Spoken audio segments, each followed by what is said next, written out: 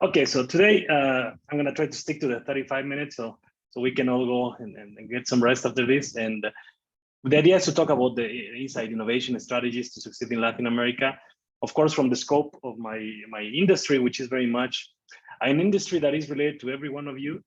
I'm sure all of you, especially people from countries where earthquakes happen quite regularly, like Mexico, Colombia, Peru, Chile, also in, of course, other parts of the world. We know what an earthquake means, and sometimes it's seen as an event that you cannot really do much.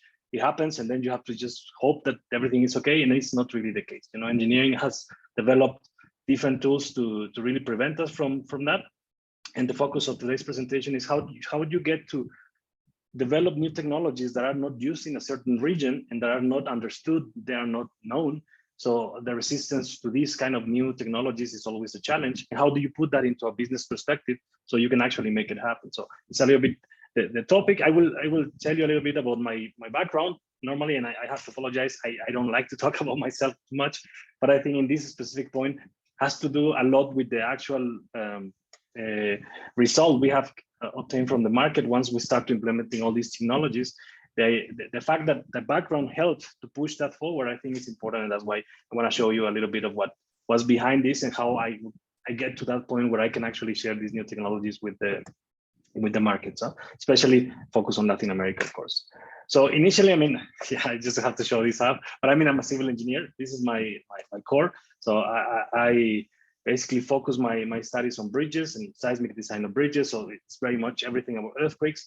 And in general, in a nutshell, what I can tell you about earthquake engineering, it's we focus on protecting the structures against earthquakes as much as we can. And there are many ways we can do it. The reality is we have developed quite significantly in Latin America in recent decades, but we are still quite far from that. And it's not the only case of Latin America. Many other areas in the world have the same issue. Few countries have really advanced dramatically in this regard, and of course, one of them is Japan, and I'm going to talk a little bit about that. But I did my civil engineering degree in the University of Michoacan. I basically focus on that, and I put this picture here because if you see the one in the middle, in the right side, you will see that there's something terrible there happening. Basically, that I just put a picture so you know that in 2001 there was a terrible earthquake in El Salvador. And I was fortunate to be part of the Mexican health after the earthquake. And that was the moment when it clicked to me. That's when I decided to become, of course, I was already studying civil engineering. And then I completely got convinced about focusing earthquake engineering because I saw firsthand the devastation of an earthquake. I saw the suffering, not only, of course, because of the death of people, but also because of the social and economical damage that you get after an earthquake. So that really shocked me, and that really made me focus on this specific area of engineering, and that's what I'm going to show you today. So after my university, graduating from civil engineering, my hope and my dream was to focus on earthquake engineering. And it happened that I also learned about the scholarships that the government of Japan offers to people from all over the world.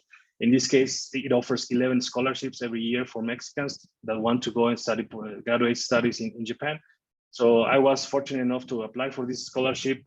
It was a long process. It was quite a heavy path, but at the end, I was successful. I was able to get one of these scholarships in 2005. I went to Japan to study my master and my PhD, especially focused on earthquake engineering. So that was basically for me a life-changing event. It's where the earthquake engineering has been developing the most, and because they basically have earthquakes all the time, including one of the strongest earthquakes we have had in the recent history, which was in 11th of March in 2011. That one was a 9.0 magnitude earthquake, so devastating. And still, the earthquake didn't really cause much damage because of earthquake. We had some issues in Japan because of tsunami, but that shows how well prepared they are. So these are just some pictures with the Japanese Association of Scholarship Recipients. Especially, I have a special gratitude to the lady in the picture on top. She's in charge of the scholarships in Japan, and she was instrumental for me and for everybody that has the opportunity to go to Japan. So I want to show you something, and this is basically when I applied for this scholarship, and I just found that out. I was looking at what I presented in that time, and you have to prepare a research plan. And that research plan, you have to explain why do you want to go to Japan, and what will be the objective of going to Japan and the application of it. So what I wrote there, and you don't have to read it through, but basically it means my hope in that time was I want to go to Japan. I want to study what I can about the seismic protection techniques and technologies that we can use for our country, in that case, of course, Mexico. And now reading this, and after you will see later on in the presentation, it's really emotional for me to feel that actually this actually happened. And if when I went to Japan, later I moved to Switzerland, and I will show you a little bit about that. I never imagined that I would have the chance to go back to Mexico so soon, and especially go back to Latin America and implement some of the technologies that you would see today. So that for me is quite an emotional moment.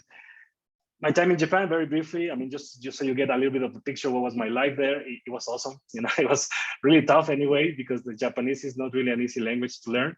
And still the intercultural exchange, the fact that you really have to become flexible to other cultures, you have to understand how to play, of course, the role when you are visiting a new country, and you have to also follow the rules, follow the protocols, especially Japan has quite some in that regard. And in essence, it was a wonderful time, a lot of challenges, not only because of language, also because of the demanding task of having a scholarship. You cannot really slow down. You have to really keep up the level, because you are under a scholarship and you have to perform. But the time was amazing. We had the chance to, of course, interact with people from all over the world. We have the chance to present different conferences, to have different activities that really make the time really remarkable. And just to share a little bit of some pictures. After that, of course, the goal was to get these little things. You know, this is what really makes the whole thing work. And this is the first goal, of course, and it's something that, of course, means a lot to every one of us who are now, including the guys here in the full-time MBA. I mean, that's when you get to that point that you have that. And once you get, of course, this, you realize that this is just the beginning. This is not just the right to start working on it, and it's not really something that you have to treasure. You have to treasure what you enjoy about the process, but then you basically open the door to start working on what is your passion. And in this case, my passion is, of course, protecting structures against earthquakes. So we got this, fortunately. Then, just as a summary, I don't want to really tell you so much about it, but just so you know, and also you understand a little bit how my path has taken me from basically different places. I went from Mexico to Japan. I stayed there 5 years. And after 5 years studying the master and PhD, I was basically fortunate to get an offer to get a job in Switzerland with a Swiss company, which is the one I'm going to mention today. And I stayed in Switzerland for a couple of years, which was quite a change, because, you know, after 5 years of a Japanese lifestyle and Japanese way of living, moving to Switzerland was quite of a change. It was a challenge because it was another culture, definitely another language, and not even the German. It was Swiss German, which is, again, another additional challenge. But it was really nice to be there. My plan was to be, you know, many years there for many reasons, personal reasons, and so on, and also the wish from my boss, and currently the CEO of the group, the Magiva Group. He was very excited at that moment to move to the US to push the Americas, because basically our company was quite well known in Europe, in Asia, and in Middle East, but nothing really much in the Americas. So he wanted to jump into the US, open a new company. And the plan was in a few years to also push to Canada, and later on, maybe, I don't know, a few decades, jump into Latin America. Things moved very quickly. So actually I was invited to join him very quickly in New York. So we moved then to New York, and I was there working in New York with the company, and we started pushing the market in the US. And amazingly enough, and that was not planned, we suddenly realized that because I was in the same time zone, and because I had the same language, and because I understood the culture, suddenly there started to sound like there was a potential for business in Latin America, which was completely out of the loop. We didn't see that coming, because this technology are basically non-used in our country. So it was not really part of the idea to do that, but we felt it immediately. And that's one thing that you have to keep in mind. You have to be always flexible and with your eyes open, and try not to follow any paradigm that might be preventing you from actually looking at the opportunity. So we saw that, and also that matched basically my willingness to go back to Mexico, because I really had been about 11 years out of Mexico, and I really wanted to be closer to family and our culture and so on. So in that time, my work was global. As you can see, I was still working from all over the world in projects of different types of structures. And then I told my boss, okay, why don't I go to Mexico or Colombia, because my wife's Colombian, and you know, I can work from there, I can work from home. In that time, working from home was not like now. Now it's more understood. But he told me, look, why don't we do this? Why don't you go to Mexico And then you open a company in Mexico, and then we start working from there and trying to push the Latin American market.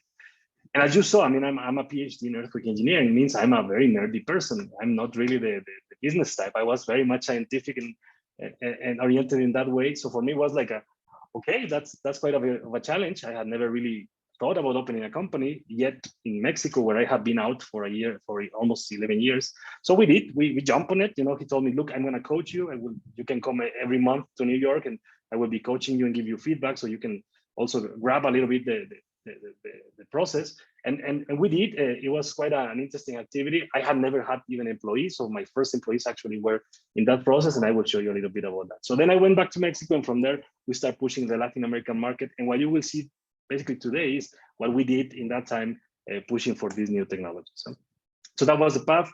I was also fortunate enough, I'm just showing you here, this is, I just showed it to my wife because I signed this when I was still in the PhD. I was basically still a year away from finishing my PhD, and I was very blessed because they sent me 2 contracts, one to become a technical advisor. Since I was a student, means I was a student, I was already getting some money because I was advising the company since from Japan. And they give me already a contract. By the time I finish the PhD, I will join immediately the company in Switzerland. And that was a year before I finished the PhD. For those who know about the PhD, usually you don't have that much certainty of getting a job after. So that was something very relaxing in that way for me. But I mean, that was the beginning of everything. And especially because this company gave me the chance to really push for what I did actually study in my graduate studies. I was focusing on seismic protection in that specific case of bridges. But then in the picture, you can see in the first picture in the top, that's my boss. That's the first time we met in Finland in a conference, in an international conference. And we basically talked, we became friends, and suddenly the whole story started in a place. We didn't even meet in a conference like a smart activity. We were just having some drinks, and that's where I met him. You know, and that's the importance of networking. And you never know, you know, who's gonna be the person who's gonna probably change your life. That was the moment that changed mine. And after that, we started working in the company. We started to get some amazing experiences around the world, moving with different projects, bridges like the one you see in the picture below in the left, and especially starting to develop this specific area of the technology, the seismic protection technology, into the different parts of the world. So pictures you see there are from different places: Portugal, Chile, China. So it's quite interesting. And of course, also once you jump into this, you start to realize that, oh my God, I mean, I did a lot of papers in my PhD times, and I did a lot of numerical analysis. But once you have to put that into perspective of reality, that changes it dramatically. Then you realize that things are not as simple as you might think. And then you start to also learn how to actually you can land everything that you learn and put it into practice. And what is interesting here is put into practice in some technologies that are basically still around the world very, very, very rarely used. These are not technologies that people like to use a lot, and there are some reasons for that, and I will explain a little bit. Also, I have been also blessed with the possibility to, even though I'm in the industry, normally when you do a PhD, you have to wait. If you go to the academia, then you start doing papers, and that's your life, and you do great. You know, you do science, and that's fine.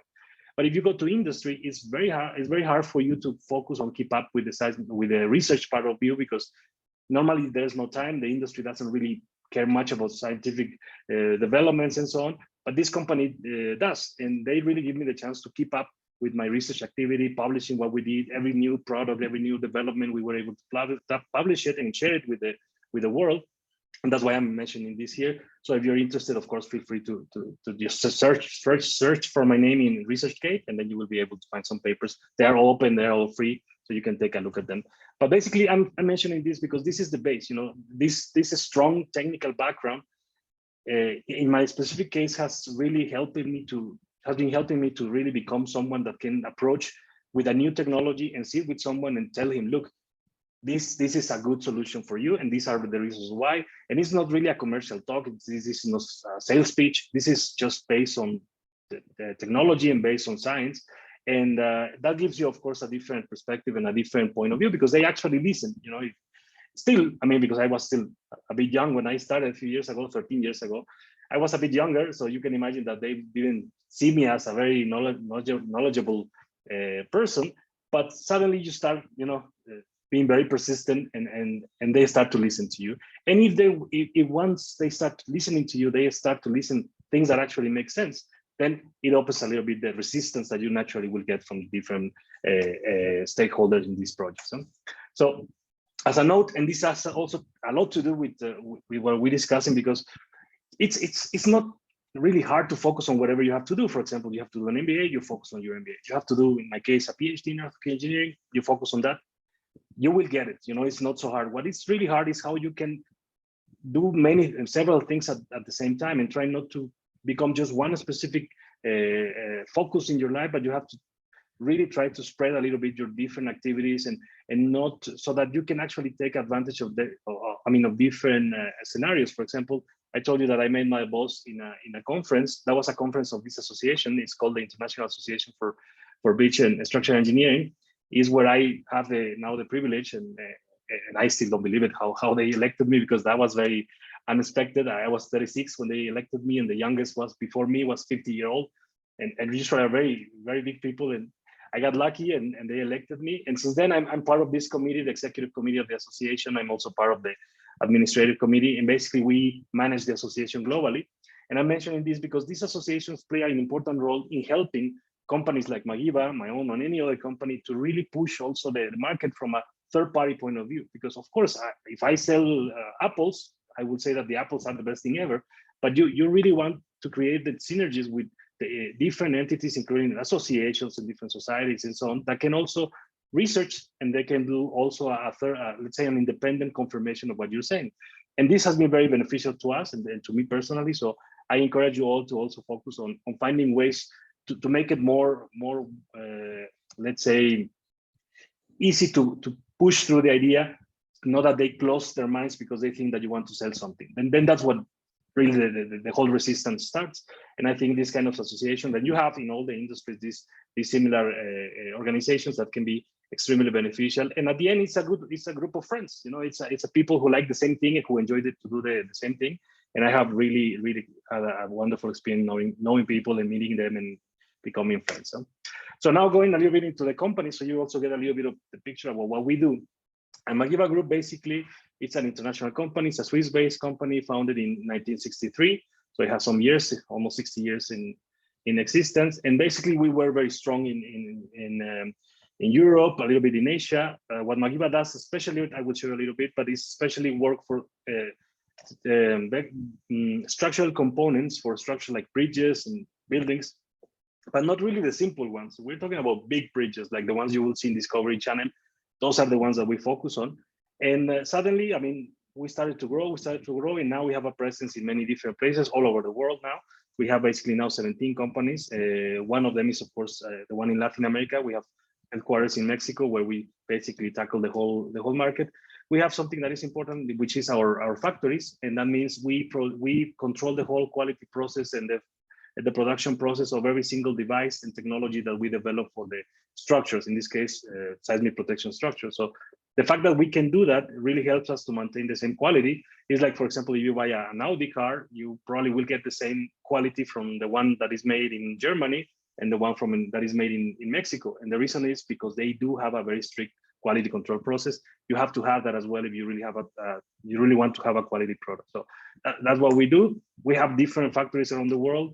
We try to be closer to the market because these kind of devices are very specific, and we have to, we don't have stock. So whenever we have a new bridge coming up somewhere in the world, we have to develop technologies for that specific bridge, for that specific need. And then we have to manufacture it. It takes months to be manufactured, and then it takes months to send it by sea. Very rarely we have to send them sometimes by air, but it's not really common. But we need to do all this process, so we need to be closer to the markets, because if you want to develop something for Latin America and you're manufacturing in Europe, it will take a bit some time. So that's a little bit the idea. A little bit of the numbers. Just so you get a feeling, we are a company that is making more or less, we are a very specific company. This is kind of a very small group of companies that can do this kind of thing. We are probably like this size of Magiva, we are 4 or 5 in the world. And because we're very specific, we're a group of about 1,000 people. And basically our income recently, you can see, is about 114 million Swiss francs. That's about 120 million US dollars. And that's a little bit the growth of the company. The company was acquired in 2002 by the new management, which is basically my boss, the one I show you in the picture. And together with his partners, they have done an amazing job growing the company from an 8 million company in that time in 2002 to a 120 million company now. And I mean, from 45 people, now they have 1,000 people. And not only that, I mean, we have placed ourselves as a leading company doing this kind of technology that you will see very shortly. This is a little bit also the history, how it goes, basically how every time we were opening a new company, we were also pushing a little bit more the income of the company, and that has been fruitful. That has also been creating challenges because, you know, merchant acquisition also, which was a part of it, creates a lot of burdens in our process.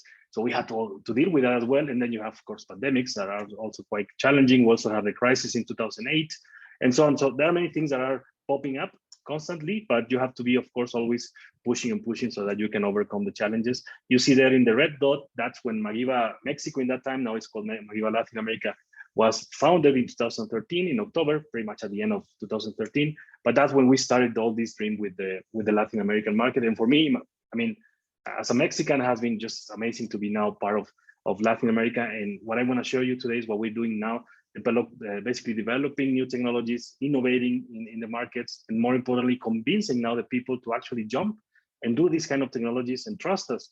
And that is a little bit of a challenge. So also, just for you to get the picture, we have basically what we call the group management board, and this group is basically composed by the regional presidents. Since a year ago, and basically at the beginning of 2021, I was also very fortunate to be promoted to regional president. And because, you know, we have regional president, some areas like Europe, we have different companies within Europe. So a regional president oversees many companies within the region. In our case, in Latin America, at the moment, we have one company that holds the whole Latin America. In the future, very likely, we will open Magiva Colombia, Magiva Chile, and so on. And then we will have a bigger stock. At the moment, it's basically all headquartered in Mexico. And I have the opportunity now to be the regional president for Latin America since a year ago. And it's quite interesting as well, because, yeah, you get a bit more into the corporate world. And that's a very exciting opportunity as well. So what we do, and this is just very simple, I don't want to get technical also, I'm just showing you a conventional bridge. And what we do is this kind of technologies that you normally won't see much in Latin America. And that was one of the things that we were scared the most when we jumped into the Latin American market, because nobody knew that we existed. You know, there was no understanding that there were companies doing these kind of things that the ones you see there, which is basically bearings and joints and seismic protection and structural health monitoring. These are things that are not used in our markets. Our bridges are extremely simple. They put very simple things. So whenever you come with a very fancy technical advance, they will be like, yeah, but why? Why though? I mean, we have been doing this for 40 years and they are there, you know, they exist, you know, they are not falling down, even though they are sometimes. But I mean, this is one of the first challenges is how you know, it probably similar to when you brought up the iPad and everybody's like, what is that? But Steve Jobs was very clear about what the iPad was for. And many of the people that actually needed an iPad didn't know they needed an iPad. I mean, that's a very common example, but it's the same here. You know, these are technologies that you don't know that exist, but once you know them, once you know the benefits, then you probably will be interested in it. And that's the challenge of it. How can you bring them to them and make them understand that that's a possibility for them? So also just so you get a little bit of the picture of what kind of projects we do. This is the kind of bridges we do. I have been blessed also to be in charge of many of these projects that you see in the pictures. We have the Apple campus in California. We did some seismic products there. We have bridges in New York, we have bridges in Europe, we have bridges in China, we have the new airport in Mexico City. I will show you a little bit about that, and stadiums. I mean, those are projects that I had to do myself, and it's all exciting to really deal with different monsters because every structure is different, especially because you might not know, but bridges, for example, in buildings, but mostly bridges, they move all the time because of wind, because of traffic, because of earthquakes, of course. So you have to let them move, and to let them move, you have to create technologies that can allow that kind of movement. And again, we will focus on earthquake in this talk, but there are many different scenarios. Even, for example, you know, if you are building a bridge like the ones you see there, you have to consider that there's going to be a ship that is going to crash into the pylons of the bridge. You have to design for that, and you have to have technologies for that. And that's the kind of things that we need to look a little bit in advance to prevent them from happening. So that's a little bit what we do. And one important part of it is all these projects you saw, and the fact that we have to develop new technologies for every new structure, because there's nothing that is already made for that or in stock. So we have to develop also a lot of technical solutions. So we have technology centers with basically people that we are part of those technologies, and we are developing constantly new solutions because the market and the projects are asking for that. And the investment on this is very important, because you cannot really innovate if you're not ready to also invest on research and development and invest on finding solutions to the problems that the industry has. In this case, the engineering industry, but it can be any. At the end of the day, it's the same, and that's why you see now with different technologies, including Tesla and so on. This is basically where they find their biggest point. And before the pandemic, we used to meet at least once a year, all the technology people, all the geeks, and we used to meet in Switzerland. That was fun times. Not anymore. After 2 years, hopefully, let's hope it happens again. But this is the time for us to meet and to discuss and to check if actually we're spending the right money in the right projects. Are we really doing something useful? Are we just wasting money? Are we doing what we call happy engineering, which is just for fun, but doesn't really have any impact in the market? So you have to be very close to what is happening on the ground if you really want to go in the proper direction. Otherwise, you will just find yourself spending a lot of money in the wrong place. And I think that's one of the keys also for innovation. You have to really find the path. You should not really take the wrong way, and you have to be open also to understand if you are doing so. Also, in terms of positioning, just so you see a little bit the size of Magiva. I mean, don't tell the competitors I did this and I show this, but this is more or less where we are in our perspective. But we are a big company. We're one of the big ones, and we're very proud of that. We have a lot of different products because of all this innovation and technology I just mentioned. And also we have a very global reach, I would say more than any other company. For example, we came to Latin America 8 years ago. They are coming like 2 years ago. So we had a little bit of a heads up, and that has a good point, and sometimes that also has a bad side, but we have to deal with it. Okay, so now going to the technologies very quickly. Again, I don't want to get technical, and my time is also running up. So these are the technologies we have. This is a building, and a building you can have either a normal engineering like the one you have now in Latin America, and you can put really technology that can help you to change the way it moves. And to make it simple to you, I will show you basically an animation that will explain what I mean. For example, what we do in case of buildings, we create and we develop and design and manufacture the devices that you see in the bottom of the building that has seismic isolation. That building is basically isolated from the ground thanks to the devices we develop. And myself is one of my hobbies, design these devices. And you can see there clearly what's the difference between having and not having these technologies. You basically separate all the movement and all the damage from the earthquakes thanks to these technologies, and that's the goal of it, right? So this is the kind of technologies we do. I will not get into details because of time and it's way too technical, but also this is the kind of devices. You will see in some of the pictures this situation. Another technology is what we call the dampers. And basically this is when you put a building, a normal building like the one you see in the left, is a building without any technology, and the one in the right is something with technology, which is seismic dampers. The reality once the earthquake happens is completely different from one to the other. And what we're pushing now in Latin America is convincing the engineers and the designers to include these kind of technologies in their products and their projects so they can have the same performance. And very importantly, all these technologies basically prevent any structure from having any damage. And this is not a promise that is, like shallow. It's really true. And it has been proven many earthquakes. And after many earthquakes for the last 30 years, this technology work in Japan is a must, and what we're trying to do is to create also this need in our market for these devices. This is the kind of devices that we have for this kind of energy dissipation. But basically, now the challenge is, okay, how do you put this technology that is well known in Japan, for example, but that's it. There's no other country that has so much development as Japan. Sometimes a little bit the US, not much. A little bit Italy, not really much. Now Turkey is pushing a little bit. China is getting there. So some countries are getting there, but slowly. And Latin America is no different, and actually it's a bit behind, but it's changing slowly. And in the last 8 years since we came to Latin America, it has been having some change. So, I mean, just quickly, the beginning is we moved to Mexico with my wife. You can see there's my first 2 employees in the picture in the middle. Those were my first 2 basically members of my team that helped me to create everything that you will see now. My wife is there because Carolina from Colombia, she's basically also one of the team. She had to cope up with many things because of that. And everybody else, you see a little bit of how the work was happening. These are projects already happening in Latin America. I cannot get so much into detail, but this is becoming a reality, and you will see a bit more in the detail. So this is just a summary of what we have done in the last 8 years since we came to Latin America. When we came, there was nothing. And suddenly, after a lot of effort, sitting with them, explaining, being humble, because you cannot come from as a foreigner or as a PhD with from Japan, talking down to people because they will hate you and they will not listen to you. You have to really feel the people. You have to respect them. You have to understand that they don't know about it. So you cannot be, smart about it. You have to really be empathetic and try to understand what their needs are and approach them in a proper manner, which I think is one of the failures of many other companies that come up with an attitude that we Latin Americans, we don't like it. And I think that's one of the differences. So you see a little bit how the branch is growing, and that is for me very exciting, because every single picture you see there is a story. I will not tell you, of course, now the stories, but it has been just an amazing experience. And again, I mean, everything is because of a team. At the end, if you want to create a change, if you have to create a sustainable company, you have to focus a lot on people. So I will tell you about technologies, I will show you some pictures of projects, but at the end of the day, the people, the team, the commitment, the willingness, the enjoyment of the process is what really matters.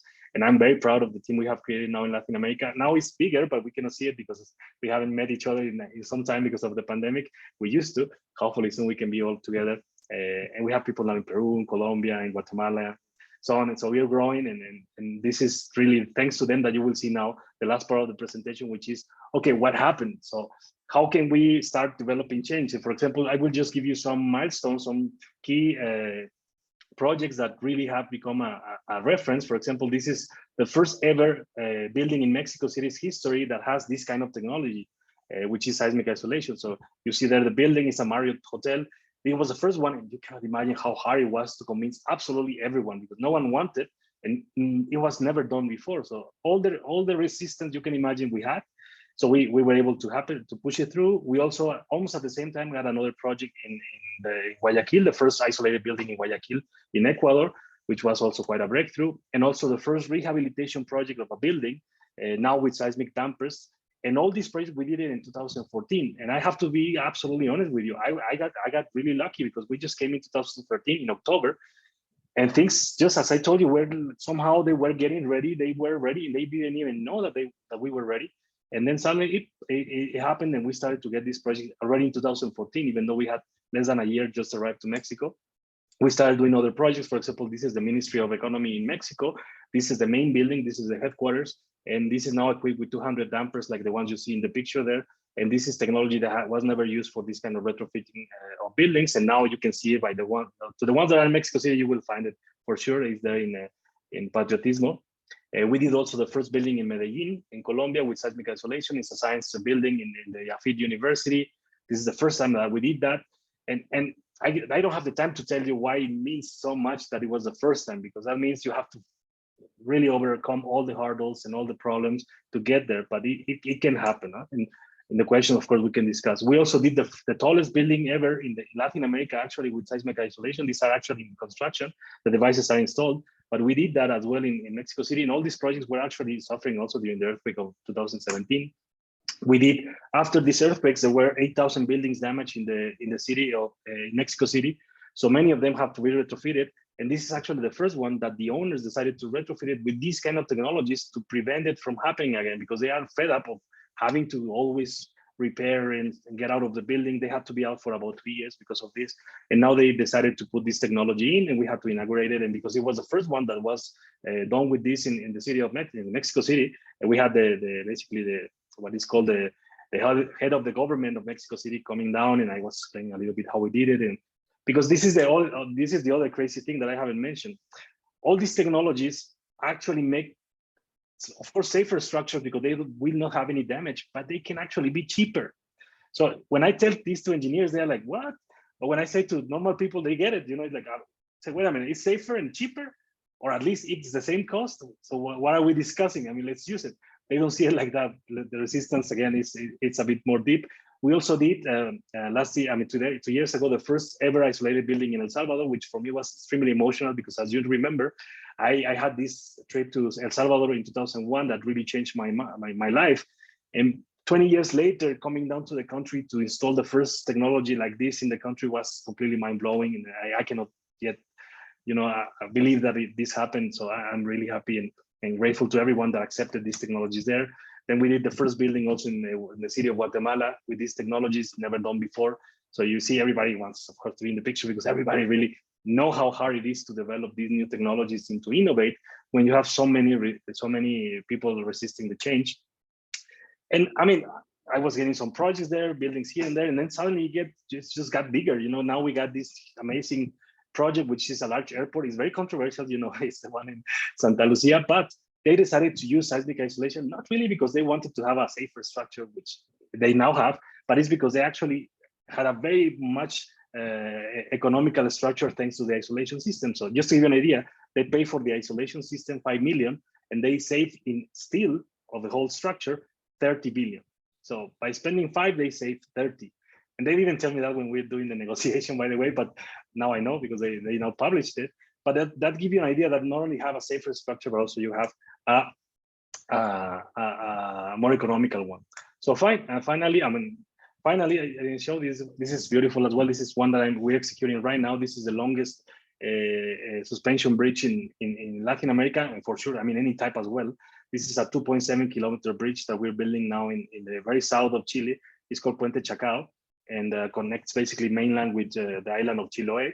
And it's amazing. It's an amazing project. It's gonna have this kind of technologies as well. We were lucky to get the seismic isolators. We designed them in Mexico, and you see there a picture when I was there. That was a couple of years ago, and there was pretty much nothing yet. They were still working on the foundation, which for these bridges is just amazing. But this is now a reality. So 8 years ago, we didn't have anything, and after 8 years, it's really mind-blowing that we are now dealing with this kind of a structure. So you can see a little bit again the growth. So of course, as well, the competitors are now here because like 4 years ago, 3 years, they started to see like, oh, look at that, there's work. And then now everybody's here. So now competition is getting rough, which is awesome because that also brings the market down to the actual value. Because if you're only few, you also get to put your prices. If you have a competition, you have to give a good service, you have to give a good product, and you have to also be economically reasonable. So that has been happening.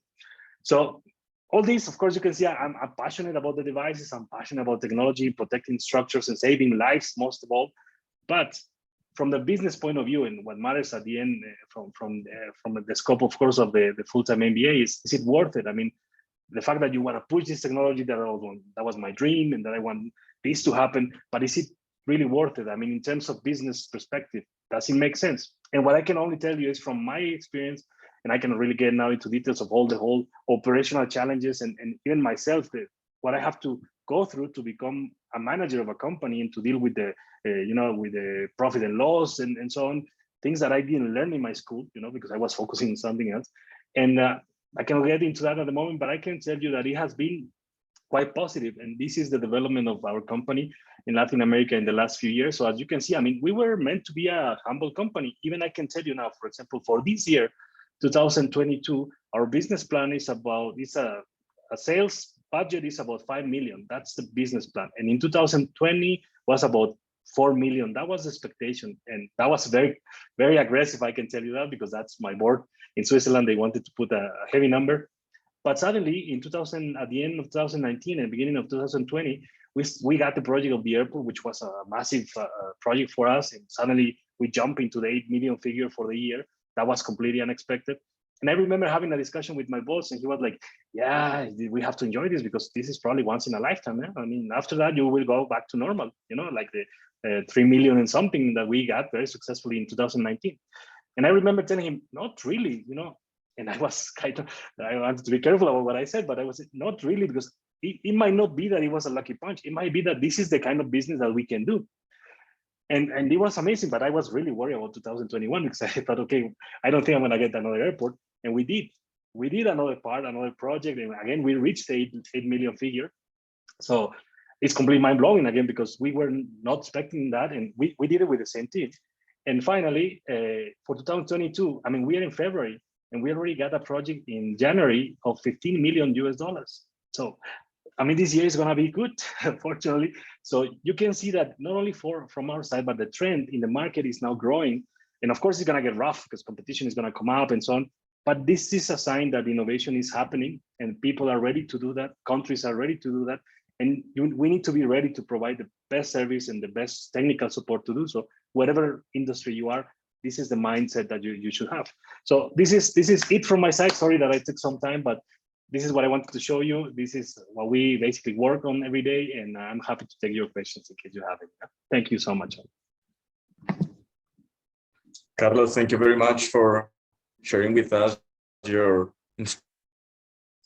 inspiring trajectory and professional career and all those insights for our innovation and entrepreneurial projects that are going to be done ahead.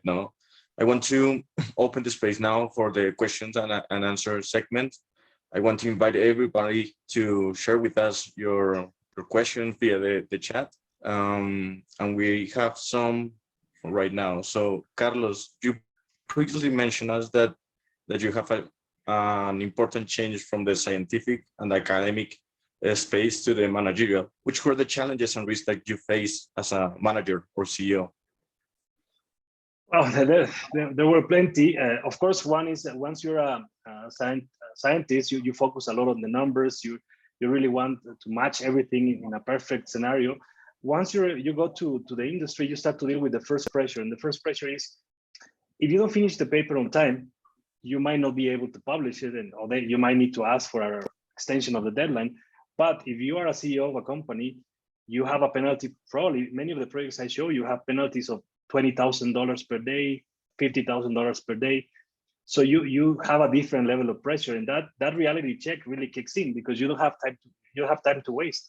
You really have to be optimal in all your processes and all your activities, because that cannot wait. Really, you cannot build a bridge if you don't have these technologies there. So that was one of the big challenges, to realize the implications of actually these kind of projects.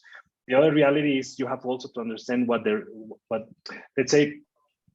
And I think one of the benefits, one is starting in Latin America. Of course, I'm Latin American. I understood the culture, but I was ready also to not be frustrated by it, because I have been in Japan and in Switzerland and the US. I have got used to a certain level of organization and processes.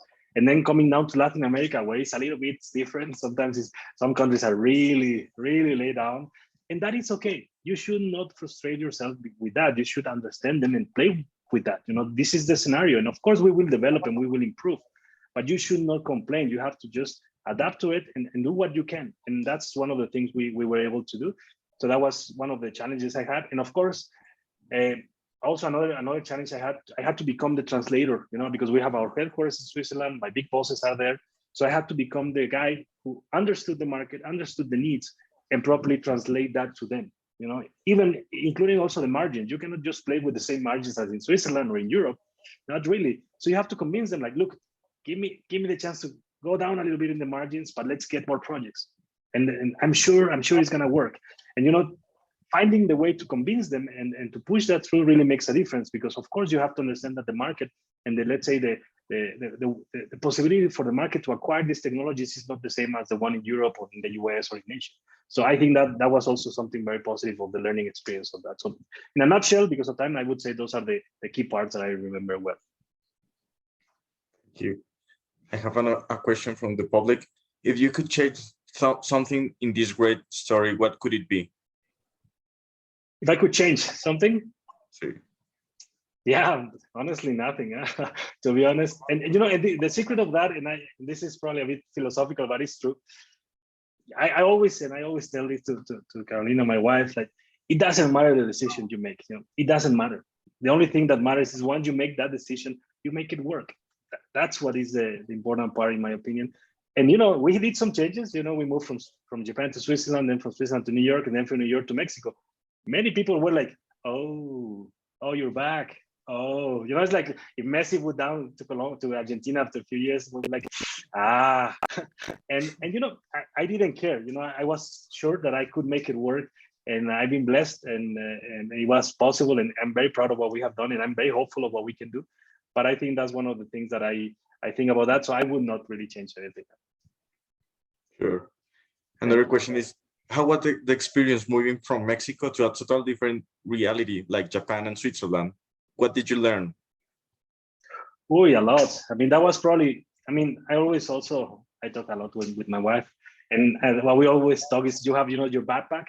And when you go to another country and when you expose yourself to different way of thinking, different ways of doing things, you start to grab all this, and you should be able to take it, understand it. Don't try to change it, just understand that's the difference and put it in your backpack. Then you have a lot of things in your backpack that will help you with the life. But of course, for example, one thing that was challenging is that, for example, the way of the Japanese to organize things, to do things well, to really be perfectionist, it's something that we are a little bit far from in Latin America. We're not that bad, to be clear, but they are just way too far. That's the problem.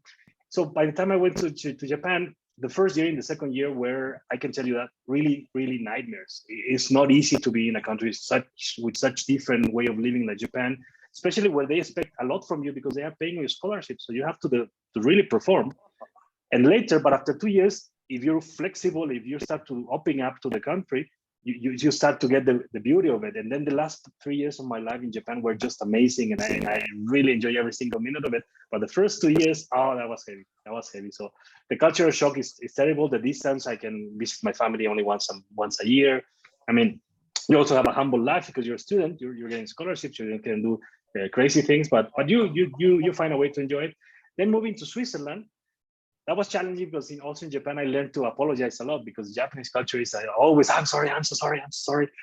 And I went to Switzerland, and Switzerland was like, one time my boss called me to his office and he was like, Carlos, yeah, you know what? I want to tell you something. Don't take it personal. Oh yeah, please shoot. And he was like, yeah, you don't need to apologize so much. You know, no need to do that. This is not okay here. So I was like, okay, sure. Yeah, I need to start to like changing the gear, you know, because that was Switzerland. And Switzerland is quite nice. It's not the Germans. Those are more like rough. But Switzerland was more flexible. But then I moved to the US, and that was a whole different world, you know, no respect whatsoever. You know, in Switzerland, you will be like, I hope this email finds you well. I hope the family is okay. You go to the US and, hey, what do you want? Like, okay, wait a minute. But it's not wrong, you know, it's not in a bad way, just a different way of doing things. So that was challenging for me. And let's say now a little bit technical, but what's very challenging for me is the fact that I have been dealing with completely different ways also of doing this technical stuff, like bridges and buildings, Japanese codes, then European codes, then American codes, and now Latin American codes. And every code is different. They have different philosophy, different way of doing things. Even the units, I remember in the US was I really hated the inches and the feet and so on, because I was pretty much into the millimeters and let's say the regular stuff. So all these things were also a bit of a challenge because you have to also adapt. And that has also made me ready for the time when I came to Latin America, because Latin America looks a lot into the US to develop norms. But then I also have a view to tell them, look, it doesn't mean that it's necessarily the American way. Maybe you can use the European or the Japanese, and they loved it. So that also helps a lot in the long run for the process. Thank you. Thank you. Another question is, how do you transfer passion and importance of the business to your people? That's a very good question. I think it goes since the very moment we do the hiring process. We sit with them and we really try to focus on the people, especially the attitude, the willingness, the mindset. And especially when we started, for us was rather simple because we can, and most of the time we have been able to hire people that are just going out of the university. And it doesn't matter to us because our technologies, they didn't learn that in the university either. So it doesn't matter, they don't know it. But what matters is that they are willing to do the work. And that doesn't mean that you're ready to be exploited, because that's something that happens in Latin America a lot. No, you're ready to take this passion and to believe that what you're building is for something greater. And I always tell them, look, we're not doing anything but saving lives. This is the main goal. I mean, with these technologies, that's what you aim for. And if you believe truly in it, then it makes everything very simple because it's worth it, you know.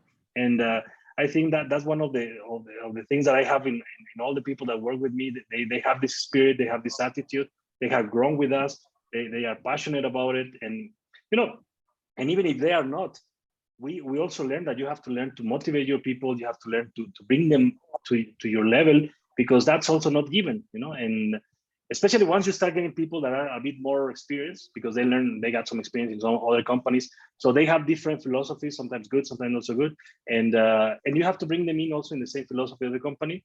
I have to say that something that really helped me is the fact that I also was able to spend a few years in the headquarters in Switzerland, because they could bring also the spirit of the company to the people. If I had been hired just from the distance without having that approach to go first into the headquarters, it would have been very different. But the fact that I was there, I knew everything about the company, really helped me to transfer that also to the team. Huh? Thank you. We have a lot of questions, but due to time constraints, we're just gonna make the last two. So the second one is,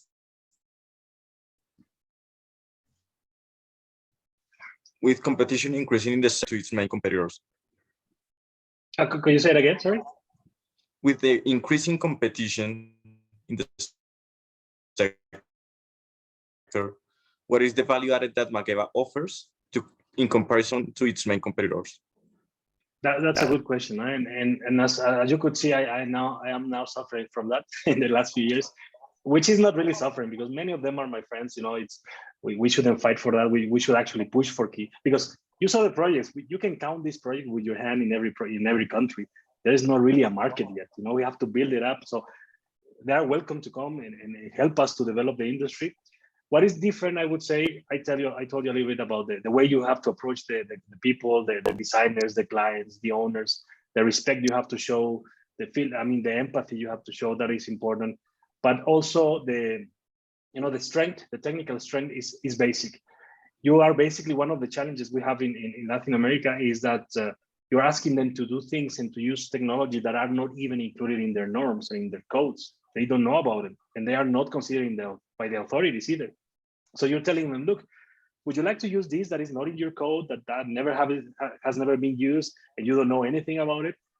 The answer is pretty clear. So you have to actually create the link to say, look, can I show you this? Can I show you how it works? Can I tell you how I can help you? Okay, how can we do it together? So I always use the expression that I take them by the hand, and together we go developing the project. And every picture you saw in those projects took at least 2 years of preparations from the moment you start to the moment you develop the solution. So it's 2 years, it's a lot, but it is the reality of these technologies, because you're innovating. It's not quick, and you have to be also ready to wait, and to invest time. And we don't charge for that. We don't charge for that service because we don't need to. We want to create a need for these technologies. So that's a big difference. And I think that the fact that we were already here, and the coincidence that I'm a PhD in earthquake engineering, I speak Spanish, I'm brown, so everything helped, to be honest. They felt, this guy is cool, he's with us, and he cares about us. And it's different if you see that they only send you a sales guy who has no idea about the technical part, but he just wants to push through a solution because he wants to make some money. They understand, they feel that. So I think we have been able to do so. And finally, one thing that is very important, before we came here, all the companies that do these kind of things like we do, they were very secretive. They were very confidential with their information. So they will come to you as let's say as a designer, and they will tell you, oh, do you want to use this? And the designer will be like, yeah, that's cool. Okay, please give me everything, and I will do something here in the back, and I will give it to you ready. So this is what you need. And the designer was like, what? What did you do? Oh, this is secret. This is my secret, so I cannot tell you. And what we did, and I always tell my clients that what we did was, I love Wikipedia. I love what Wikipedia does. And that's what we do as well. We open the books, we don't mind. Our job is to do a high quality product. This is our job. The know-how is there in the books and everywhere. You shouldn't play with that, and you shouldn't make profit of it. You should make a profit of a good service and a good product. And I think that philosophy really make a big impact in Latin America, because before, one example, in Chile, one client told me, it's because the Americans come and they tell us these technologies, but they think we are NASA because these prices are crazy, And we know we came with fair prices and a good service, and that made the whole difference with the market.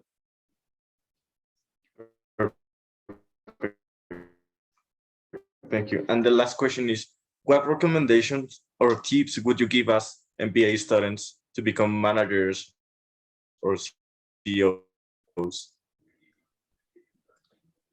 Yeah, well, what question? Yeah, first, I would say that in my experience, the first thing is focus on people, really. And that means your employees, that means your partners, that means your associates, your agents, and of course your clients, but always from a people's point of view. People feel if you're trying to really cheat them. People feel if you try to do something that is not correct. And sometimes business can be really, really hard on us because, it's pushing numbers at the end of the day.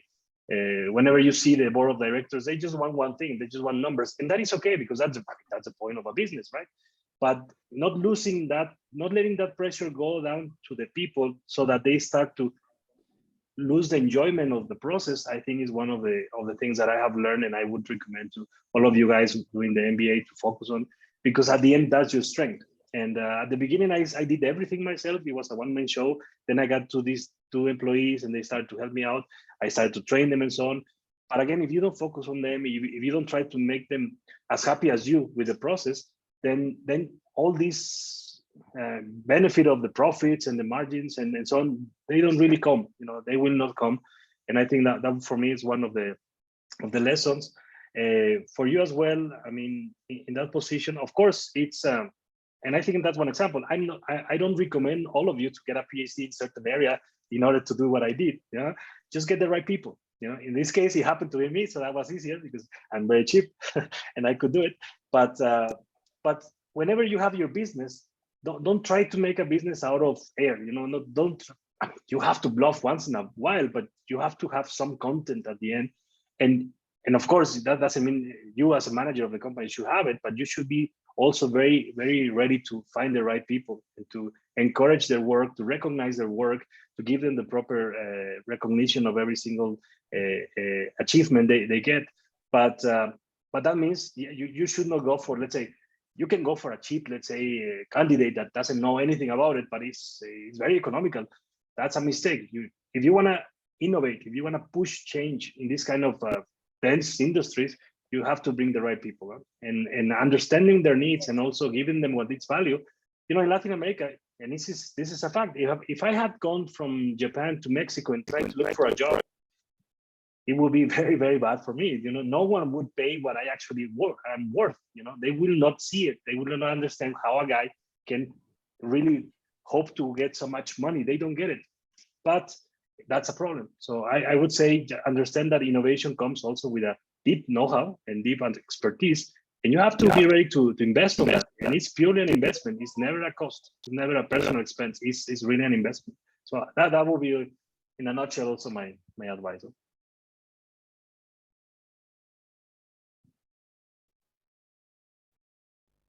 Thank you, Carlos, very much for your, and we are going to share them with you for later discussion.